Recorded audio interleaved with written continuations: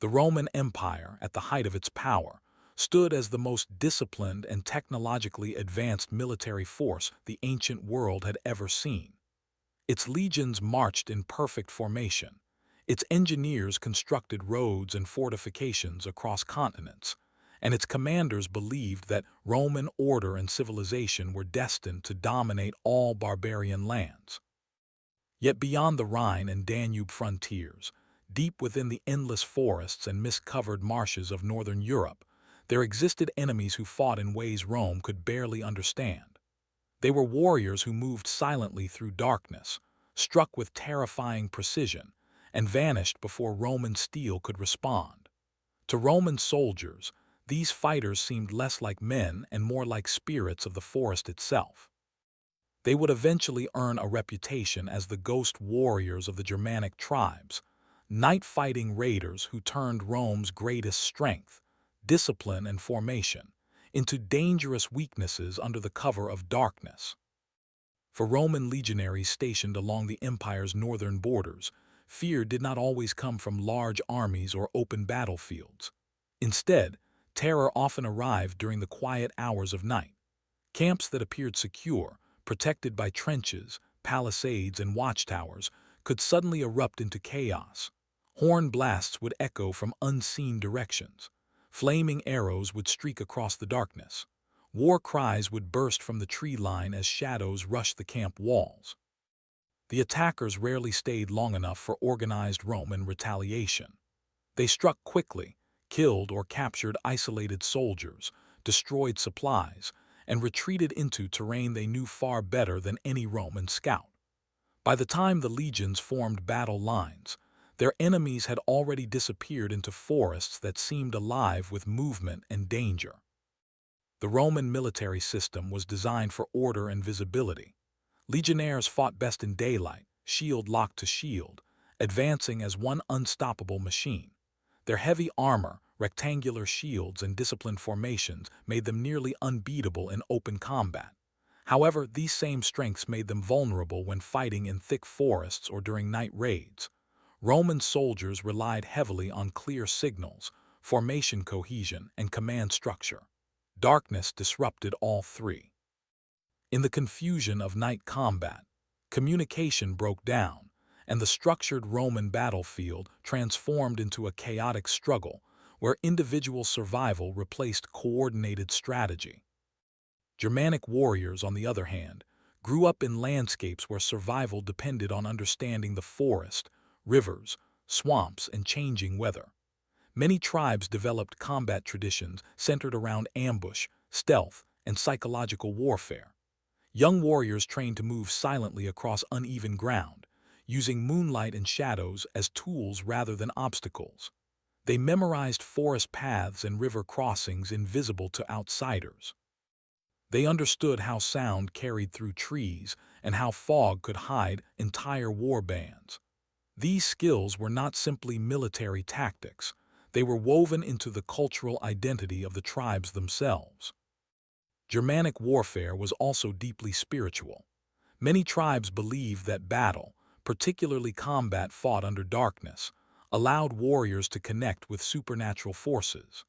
Night raids were sometimes accompanied by ritual preparation involving war paint, animal skins, and ceremonial chants meant to summon ancestral spirits or invoke divine protection.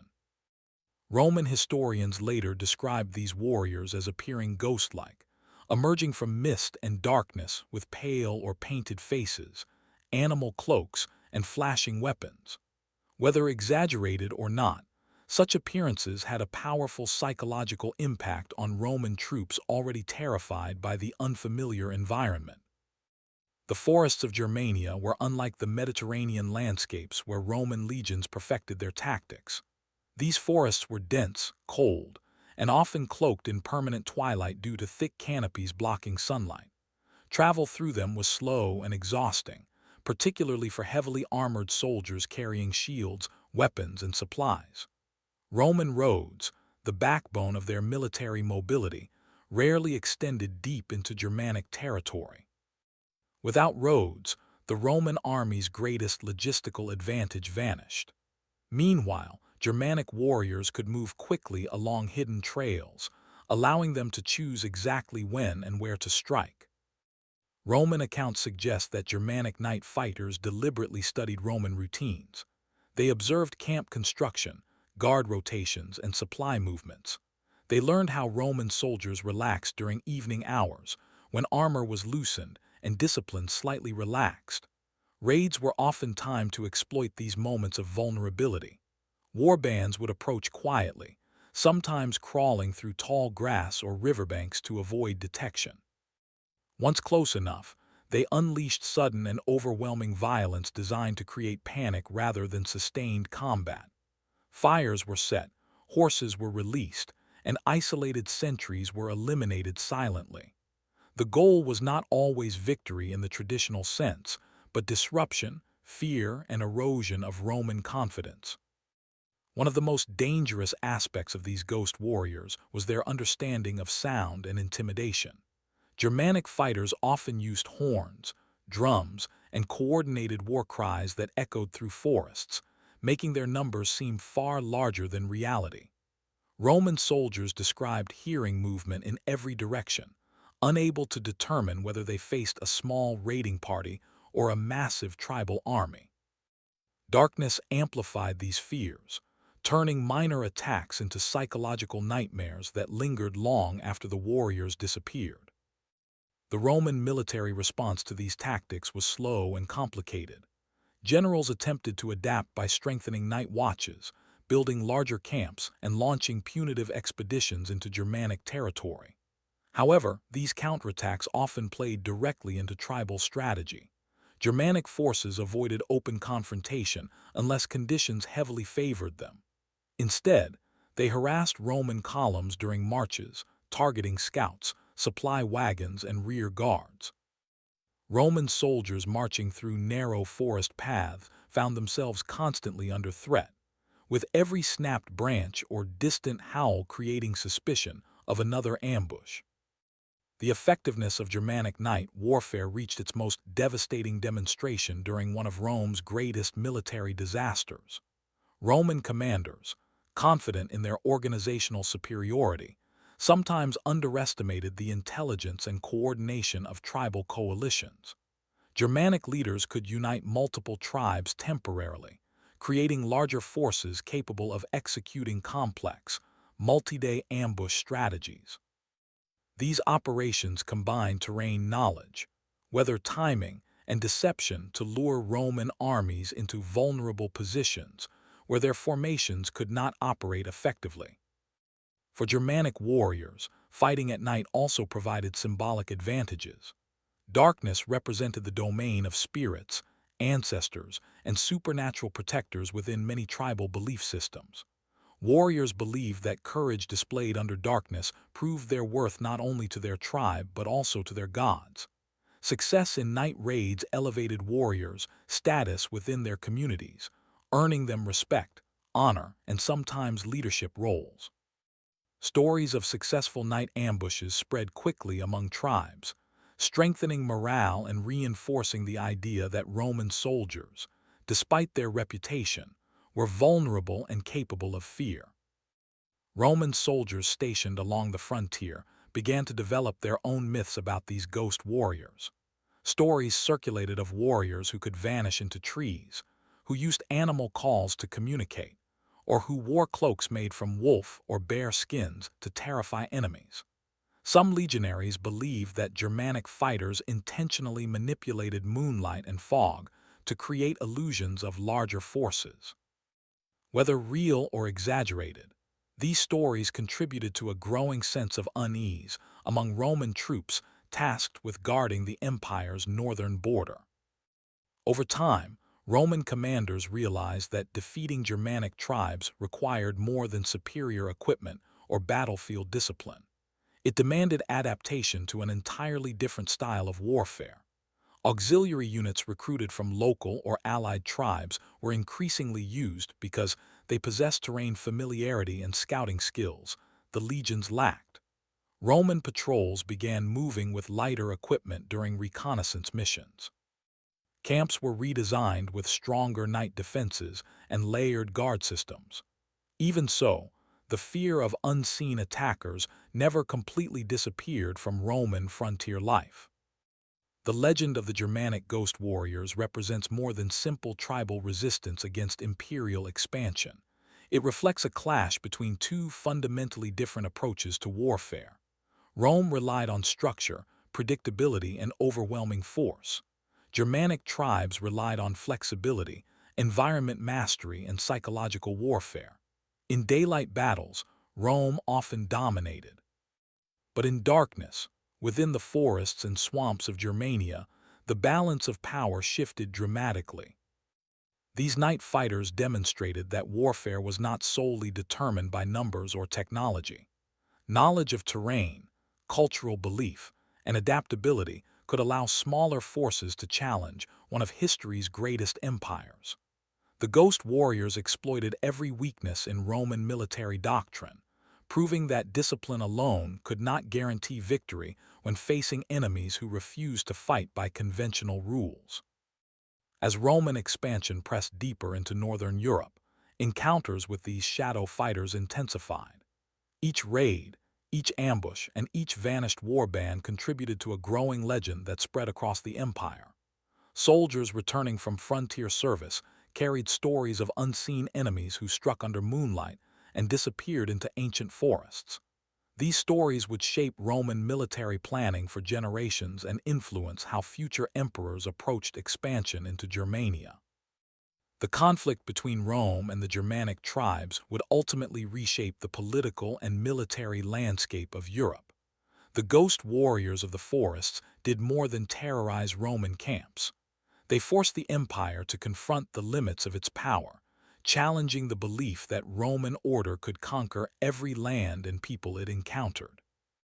Their night warfare tactics revealed vulnerabilities in even the most disciplined armies, reminding Rome that conquest was never guaranteed, especially when fighting enemies who knew how to turn darkness itself into a weapon. As Roman patrols pushed deeper into the shadowed wilderness beyond their fortified borders, they quickly learned that Germanic tribes were not a single unified enemy, but a vast collection of independent peoples, each with their own customs, leadership, and war traditions. Yet despite these differences, many tribes shared an instinctive understanding of how to exploit Roman weaknesses during nighttime operations. Tribal warbands did not rely on massive standing armies like Rome. Instead, they formed flexible groups of warriors who could gather quickly, strike unexpectedly, and disperse back into their communities before retaliation could arrive. This decentralized structure made it nearly impossible for Roman commanders to eliminate the threat entirely. Destroying one warband often meant little, as others would rise, sometimes led by warriors who had personally witnessed Roman tactics and learned how to counter them. Among these Germanic societies, the warrior class held immense social importance. Young men were often raised with stories of legendary fighters who proved their courage through dangerous raids and ambushes. Night attacks were considered particularly honorable because they required exceptional bravery and skill. Moving silently through hostile territory demanded discipline, patience, and trust among fellow warriors. A single careless noise could alert Roman sentries, turning an ambush into a slaughter. Germanic warriors trained themselves to communicate through gestures, whispers, and even subtle environmental signals such as bird calls or animal noises. This form of silent coordination allowed them to approach Roman camps undetected and launch devastating surprise assaults. The psychological warfare element of Germanic night raids cannot be overstated. Roman soldiers were trained to face visible enemies in organized battle formations. When confronted with unseen attackers striking from darkness, fear spread rapidly through even veteran units. Fires lit during raids created dancing shadows that made it difficult to distinguish friend from foe. Roman soldiers often described hearing footsteps and war cries from multiple directions, leading them to believe they were surrounded by far larger forces than actually present. This confusion caused breakdowns in command, as officers struggled to issue orders that could be heard and understood amid chaos. Germanic warriors intentionally exploited this fear by attacking in waves rather than committing to prolonged combat. The first wave might consist of archers or javelin throwers launching missiles from the darkness to provoke alarm and force Roman soldiers to form defensive positions. The second wave could strike from an entirely different direction, targeting supply areas or animal pens. Sometimes warriors would simply create noise and confusion without engaging directly, forcing Romans to remain awake and alert throughout the night. Exhaustion became a powerful weapon. Soldiers deprived of rest were slower, less disciplined, and more prone to panic during subsequent attacks. The environment itself became a partner in Germanic warfare. The thick forests muffled sound and limited visibility, allowing warriors to move undetected even when relatively close to Roman encampments. Swamps and marshes served as natural defensive barriers that Roman troops struggled to cross. Germanic fighters knew which areas could support rapid movement and which would trap heavy Roman infantry in mud and water. Rivers and streams were also used strategically, both as hidden travel routes and as obstacles that separated Roman units from each other during night operations. Seasonal weather patterns further enhanced the effectiveness of these ghost warriors. Autumn fog, winter snowstorms, and heavy rainfall reduced Roman visibility and mobility. Germanic warbands often launched attacks during these harsh conditions, knowing that Roman soldiers, accustomed to Mediterranean climates, were less prepared for extreme northern weather. Snow, in particular, created eerie battle scenes. White landscapes reflected moonlight, casting unnatural shadows and silhouettes that heightened fear and confusion. Germanic warriors accustomed to winter combat could navigate these conditions with relative ease, while Roman soldiers struggled with frozen equipment and reduced mobility. Another crucial element of Germanic night warfare was intelligence gathering. Tribes frequently sent scouts disguised as traders or wanderers to observe Roman frontier activities. These individuals reported on troop movements, camp sizes, and guard patterns. Some tribes even used captured Roman soldiers to extract information about military routines. Knowledge became a weapon equal to swords and spears. By understanding Roman behavior, Germanic warriors could predict when camps would be most vulnerable and when patrols would be least prepared for attack. Roman frontier life gradually transformed under the constant threat of night raids. Legionaries constructed increasingly complex defensive systems around their camps. Multiple trenches, reinforced palisades, and elevated watchtowers became standard features. Torches and signal fires were positioned strategically to improve visibility and communication during nighttime emergencies. Guard rotations were shortened to prevent sentries from becoming fatigued or inattentive. Despite these improvements, the sheer unpredictability of Germanic attacks meant that Roman soldiers rarely felt completely secure once darkness fell. Roman commanders also attempted to counter Germanic tactics by launching their own night operations. However, these attempts often ended poorly. Roman soldiers, heavily armored and trained for formation combat, found it difficult to move silently through unfamiliar terrain. Units frequently became disoriented or separated during nighttime maneuvers. In several recorded incidents, Roman patrols mistakenly attacked friendly units or stumbled into ambushes set by Germanic scouts who anticipated their movements. These failures reinforced the perception that night warfare belonged to the tribes rather than the empire. Within Germanic culture, success in night raids contributed to social prestige and spiritual significance. Warriors who returned with captured Roman equipment or prisoners were celebrated within their communities. Roman armor, shields, and weapons were often displayed as trophies, symbolizing both personal bravery and tribal strength. Some warriors incorporated captured Roman gear into their own equipment, creating a striking visual contrast that further unsettled Roman soldiers. Seeing their own military symbols used by enemy fighters undermined Roman morale, and suggested that the empire's power was not invincible.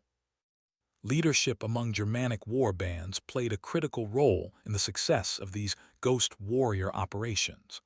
Unlike Roman armies led by rigid command hierarchies, Germanic leaders often ruled through personal reputation and demonstrated courage. Warriors followed chiefs who proved their strength in battle and their wisdom in planning raids. This leadership style encouraged flexibility and rapid decision-making. If conditions changed during an attack, Germanic leaders could alter strategy instantly without waiting for formal command approval. This adaptability allowed warbands to exploit opportunities or retreat safely before Roman forces could reorganize. Roman historical records frequently portrayed Germanic fighters as savage and uncivilized, but archaeological and cultural evidence suggests that their warfare tactics required sophisticated planning and coordination. Night raids often involved multiple groups attacking different targets simultaneously. Timing had to be precise to maintain confusion while avoiding friendly fire. Signals such as horn calls or fire patterns were used to coordinate withdrawal once objectives were achieved.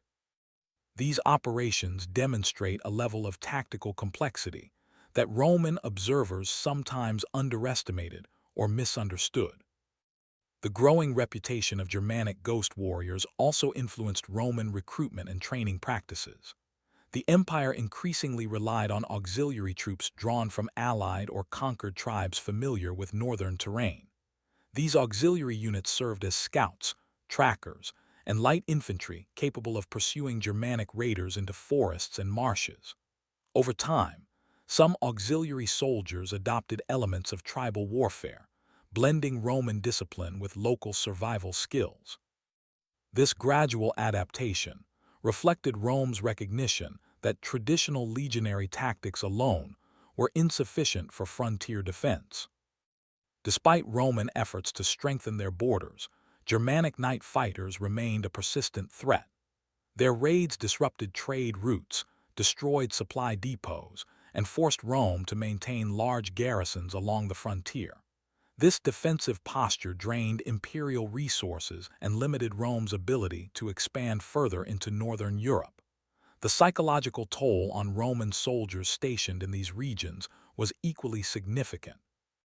Many veterans described frontier service as a constant battle against unseen enemies, where the forest itself seemed hostile and alive with danger. Stories of ghost warriors spread throughout the Roman world, influencing literature, military reports, and popular imagination. Some accounts described warriors emerging from fog with glowing eyes or supernatural speed, likely exaggerations born from fear and confusion. Nevertheless, these tales reflected the genuine impact Germanic night warfare had on Roman morale. The idea that Rome, conqueror of vast empires, could be harassed and terrorized by small, elusive warbands challenged traditional beliefs about imperial dominance. As tensions along the frontier escalated, Roman emperors faced difficult strategic decisions. Launching full-scale invasions into Germanic territory required enormous resources and risked repeating disasters caused by ambush and environmental hardship. Maintaining defensive borders, however, allowed Germanic tribes to continue raids with relative freedom. This strategic dilemma would shape Roman policy for centuries, as emperors balanced expansion ambitions with the practical challenges of fighting an enemy who thrived in darkness and wilderness. The legend of Germanic ghost warriors symbolizes the broader struggle between empire and frontier. Rome represented centralized power, engineering mastery, and organized military doctrine. The tribes represented decentralized resistance, environmental adaptation, and psychological warfare.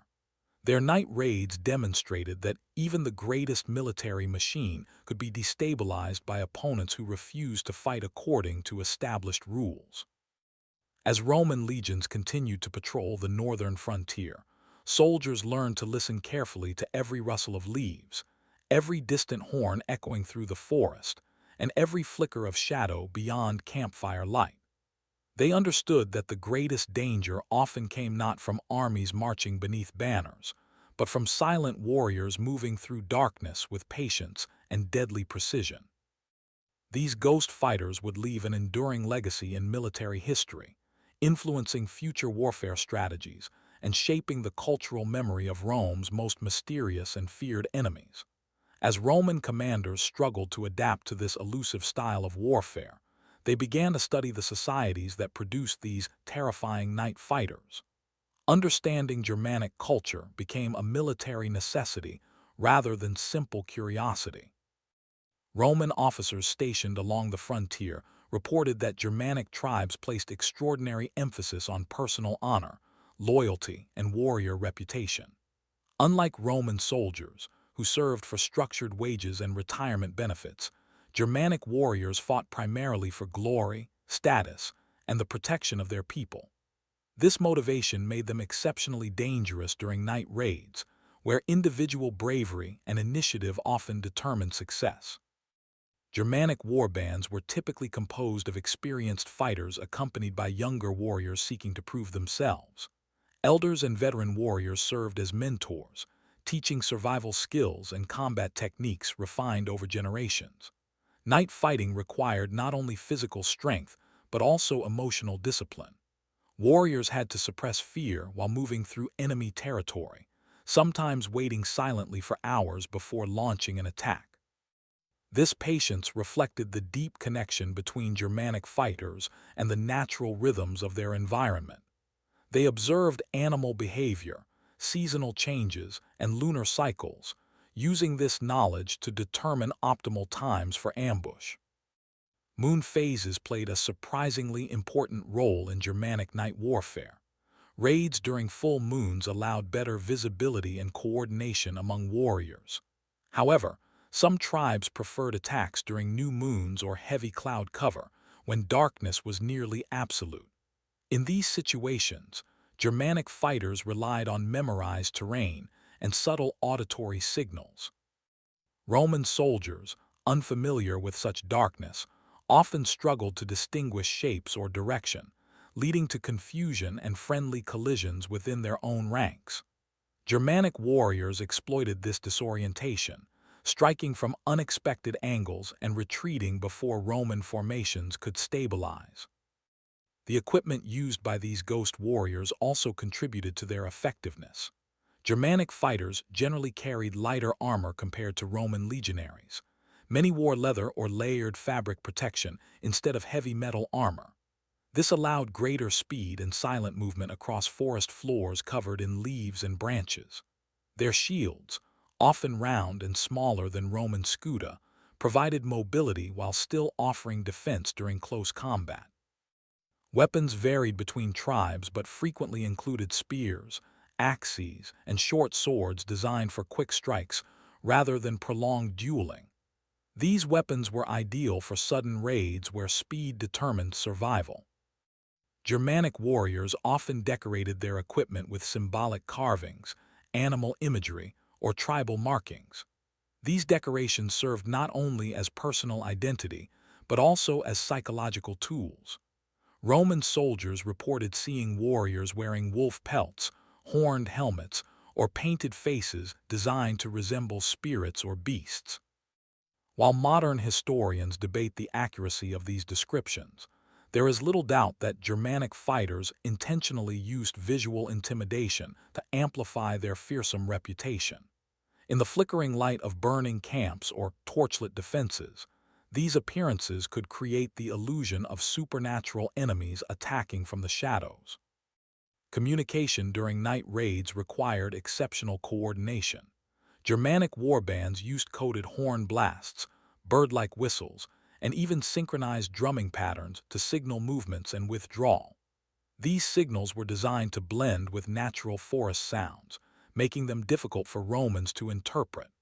Some tribes reportedly trained specific warriors as signal specialists responsible for maintaining communication during attacks. The ability to coordinate multiple groups without visual contact allowed Germanic raiders to strike different sections of Roman camps simultaneously, maximizing confusion and minimizing Roman defensive response. Roman engineers responded by reinforcing camp design, creating deeper trenches and higher defensive walls. Watchtowers were equipped with signal fires capable of alerting nearby garrisons. Despite these improvements, Germanic fighters adapted quickly. Some raids involved deliberately setting fires at one end of a camp to draw Roman defenders away from the true attack point. Others targeted livestock and supply depots located outside main fortifications, crippling Roman logistics without risking direct confrontation with heavily defended legionaries. Supply disruption became a central goal of Germanic night warfare. Roman armies depended on carefully organized supply chains delivering food, weapons, and reinforcements across vast distances. Germanic warbands frequently ambushed supply caravans traveling through forested regions. Wagons were burned, animals scattered, and supplies looted or destroyed. These attacks forced Roman commanders to allocate additional troops to escort duties, weakening their offensive capabilities. Over time, constant supply harassment increased the financial and logistical burden of maintaining frontier garrisons. Another terrifying tactic involved targeting Roman messengers and scouts. Communication between Roman forts relied on mounted couriers traveling through dangerous territory. Germanic raiders often ambushed these riders, isolating Roman units and preventing coordinated defense. Without reliable communication, Roman commanders struggled to assess the scale of tribal activity or predict future raids. This isolation increased anxiety among frontier soldiers, who sometimes faced attacks without knowing whether reinforcements were days or weeks away. Germanic night fighters also demonstrated remarkable adaptability in their use of terrain elevation. Hills, riverbanks, and dense tree clusters provided natural vantage points for observing Roman movements. Warriors often established hidden lookout positions from which they could monitor Roman camps for days. These scouts reported guard patterns, fire placements, and vulnerable access points. When war bands launched raids, they already possessed detailed knowledge of the camp layout, giving them a significant tactical advantage over Roman defenders reacting in real time. Religious beliefs further strengthened Germanic commitment to night warfare. Many tribes believed that spirits of ancestors roamed forests after sunset, guiding and protecting brave warriors. Before launching raids, fighters sometimes participated in ritual ceremonies involving chanting, symbolic offerings, and communal feasting. These rituals reinforced unity and psychological readiness, transforming raids into sacred acts rather than purely military operations. Warriors who died during such attacks were often honored as heroes who joined ancestral spirits, encouraging others to embrace the dangers of night combat.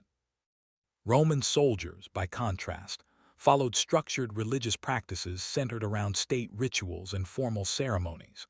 While Roman religion offered spiritual support, it rarely focused specifically on night warfare. This cultural difference meant that Germanic warriors entered nocturnal battles with strong spiritual confidence, while Roman soldiers relied primarily on discipline and training. The contrast contributed to Roman perceptions of Germanic fighters as fearless or even supernatural. Over time, Germanic tribes refined their tactics through direct observation of Roman countermeasures. When Romans increased watch patrols, tribes responded by creating diversions or false alarms to exhaust sentries. When camps strengthened walls, raiders shifted focus toward supply routes or isolated patrols. This constant adaptation created a cycle of tactical evolution that frustrated Roman commanders accustomed to predictable enemy behavior. Germanic ghost warriors thrived on unpredictability, ensuring that Roman defenses were always reacting rather than anticipating. The Roman frontier gradually transformed into a region defined by tension and vigilance. Forts became not only military installations, but also communities where soldiers lived under constant threat. Nightfall signaled heightened alertness. Fires were carefully controlled to avoid revealing camp positions, yet enough light had to remain for defense readiness. Soldiers slept in armor more frequently, sacrificing comfort for survival. The mental strain of this environment produced accounts of paranoia, where soldiers sometimes imagined attacks that never occurred. Germanic raiders understood the power of such psychological pressure, occasionally spreading rumors or deliberately creating distant noise to maintain Roman anxiety without launching actual assaults. Roman literature and military reports began portraying Germania as a mysterious and hostile land where conventional warfare failed. Frontier service gained a reputation as one of the empire's most dangerous assignments. Veterans returning from these regions described nights filled with uncertainty, where every gust of wind through trees could signal approaching enemies. These accounts influenced Roman political discussions about the cost and practicality of further expansion into Germanic territory. Despite the constant conflict, interactions between Romans and Germanic tribes were not always violent. Trade and diplomacy occasionally created temporary peace. Roman merchants exchanged goods such as wine, metal tools, and luxury items for animal furs, amber, and local resources. Some Germanic leaders formed alliances with Rome, providing auxiliary troops or intelligence in exchange for trade privileges or political recognition. However, these alliances were often fragile, shifting as tribal loyalties changed or Roman policies evolved. Even allied tribes sometimes engaged in night raids against rival Roman-supported groups, blurring the line between friend and enemy. The legend of ghost warriors continued to grow through both Roman fear and Germanic pride. Tribal storytellers celebrated successful raids in oral traditions passed down through generations. These stories emphasized courage, cunning, and the sacred connection between warriors and their homeland. Roman accounts, written by historians and military officers, often exaggerated Germanic savagery while simultaneously acknowledging their effectiveness. Together, these narratives created a lasting image of Germanic fighters as masters of night warfare who challenged the world's most powerful empire. As decades of conflict unfolded, Rome faced a difficult realization. Conquering Germania would require more than military strength. It would demand understanding, adaptation, and acceptance that certain environments favored tribal warfare methods over imperial discipline. The ghost warriors of the forests demonstrated that knowledge of terrain, culture, and psychological strategy could neutralize technological and organizational superiority. These encounters between Rome and Germanic night fighters marked a turning point in ancient military history. They revealed that warfare was evolving beyond large battlefield confrontations into more complex forms of irregular combat. The lessons learned along the Rhine and Danube frontiers would influence Roman defensive strategies for centuries and echo in future conflicts, where powerful empires confronted elusive guerrilla forces. Yet the greatest clash between Roman military confidence and Germanic ambush warfare was still approaching. A single catastrophic campaign would soon demonstrate the full power of these ghost warrior tactics, shaking Rome's belief in its invincibility and forever altering its northern expansion. In the dense forests of Germania, Roman legions would march into one of history's most devastating ambushes, where night tactics, environmental mastery, and tribal unity would combine to deliver a lesson Rome would never forget.